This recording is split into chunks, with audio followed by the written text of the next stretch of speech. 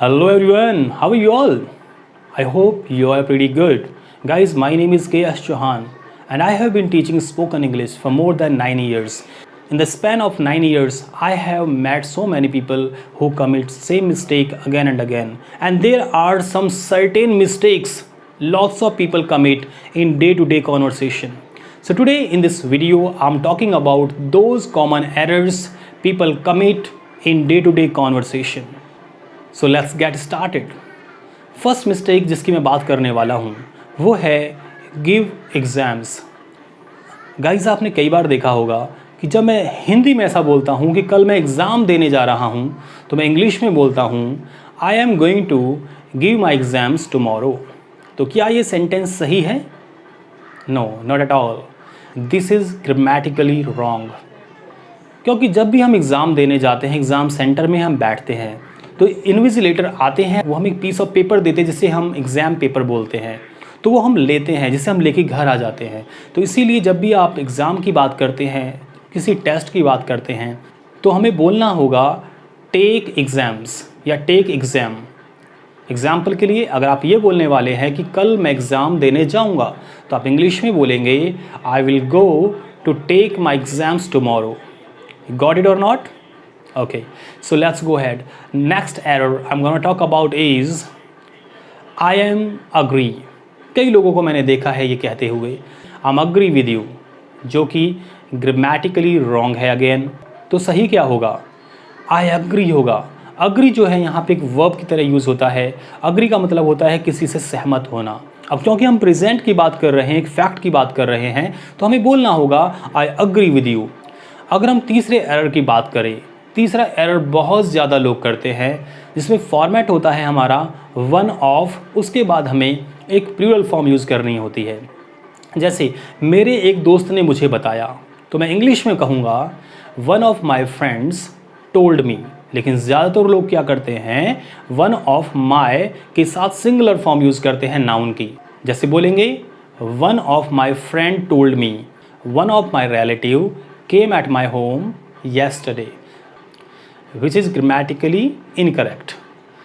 So guys, if I talk about my third error, अब मैं बात करूँगा तीसरे एरर की। कई लोग जब अपना सेल्फ इंट्रोडक्शन देते हैं तो सेंटेंस बोलते हैं जब मम्मी पापा का नाम बताते हैं, although that is not required, फिर भी नाम बताते हैं जब पेरेंट्स का, तो बोलते हैं my father name is, my mother name is. दोस्तों ध्यान रखना, जब भी आप पापा का नाम, मम्मी का नाम बताते हैं तो आपको एपेस्ट्रॉफी के साथ एस लगाना होगा। My father's name is. कई लोग तो हंसते, कहते हैं अरे फादर्स बहुत सारे थोड़ी है, एक ही तो पापा है, बहुत सारे पापा होंगे तब बोलेंगे ना फादर्स।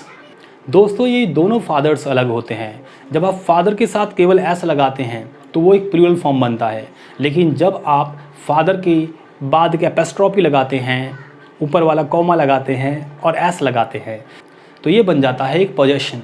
यानी हम किसके बारे में, किसकी चीज़ की बात कर रहे हैं, तो नाम किसका है, पिता का। तो सही जो फॉर्मेशन होगा वो होगा my father's name is mister whatever. Got it? My mother's name is whatever. Clear? बढ़ते हैं अपने नेक्स्ट एरर की तरफ, नंबर 5। कई टीचर्स को मैंने ये कहते हुए देखा है यूट्यूब पर, जब वो टीचिंग करते हैं तो कहते हैं आज मैं इस सब्जेक्ट की क्लास लूँगा, I will take the class of this, today I will take the class of tenses, today I will take the class of prepositions. तो गाइज जब हम क्लास प्रोवाइड कराते हैं तो हमें कभी भी टेक का यूज़ नहीं करना है। क्लास में जाते समय टीचर बोलते हैं I am going to take the class today. तो गाइज जब आप क्लास लेते हैं, अटेंड करते हैं, तो आप बोलेंगे I am going to take the class या I will take the class. But आप टीचर हैं तो आपको बोलना चाहिए I am going to give the class, today I will give you a fantastic class. हमारा नेक्स्ट एरर है जो मैंने कई लोगों को देखा है ये मिस्टेक करते हुए, सजेस्ट के साथ ऑब्जेक्ट का यूज़ कर देना। जैसे कि प्लीज़ मुझे सजेस्ट करिए, मुझे सुझाव दीजिए कि मैं क्या करूं, please suggest me what to do. हमारा नेक्स्ट एरर है नंबर 7, गो टू होम। कई लोग होम और गो के बीच में एक प्रेपोजिशन टू लगाते हैं।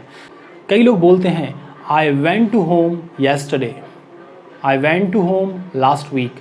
ध्यान दीजिए, अगर आप केवल होम यूज़ करते हैं तो वहाँ पे आपको टू नहीं लगाना है। गो और होम के बीच में कुछ भी नहीं आएगा। हाँ, अगर आप वहाँ पे होम से पहले my, your, his, her use करते हैं तो टू का यूज़ हो सकता है। I went to my home yesterday. हमारा नेक्स्ट एरर है पैंट्स, गॉगल्स, ट्राउज़र्स, ये सीजर्स, कुछ ऐसे नाउन्स होते हैं हमारे जो हमेशा प्लूरल यूज़ होते हैं, लेकिन कुछ लोग इन्हें सिंगुलर यूज़ करते हैं। जैसे लोग बोलते हैं your jeans is tight, your pant is tight, your trouser is loose. तो ये सारे सेंटेंसेस गलत हो जाएंगे। पैंट्स, ट्राउज़र्स, जीन्स, ये सब प्लूरल फॉर्म्स होती है, तो हम इन्हें आर के साथ यूज़ करेंगे। Your jeans are tight, your pants are tight, these pants are very expensive. You got my point और नॉट। और लास्ट हम एरर की बात करते हैं, जो है कई लोग हेल्प और असिस्ट को एक ही चीज़ मान लेते हैं। कई बार इनका जो मीनिंग है वो इंटरचेंजेबल हो सकता है, पर हर जगह नहीं। अगर आप किसी भिखारी को पैसे देते हैं तो आप ये कहेंगे I helped him by giving some money. आप ये नहीं बोलेंगे I assisted him by giving some money. जो असिस्ट वर्ड है वो बेसिकली अपना एफर्ट जब हम ऐड करते हैं किसी दूसरे के एफर्ट में, तब हम असिस्ट का यूज़ करते हैं। जैसे आपके जो को वर्कर्स हैं वो कई बार आपको असिस्ट करते हैं आपके काम में, तो आप कह सकते हैं माई को worker assisted me in my project. लेकिन जो हमारा असिस्ट वर्ड है वो काफ़ी फॉर्मल होता है। Help is not that much formal. So ये कॉमन मिस्टेक्स हमने सीखी। Thank you very much for watching this video. See you again. Bye bye.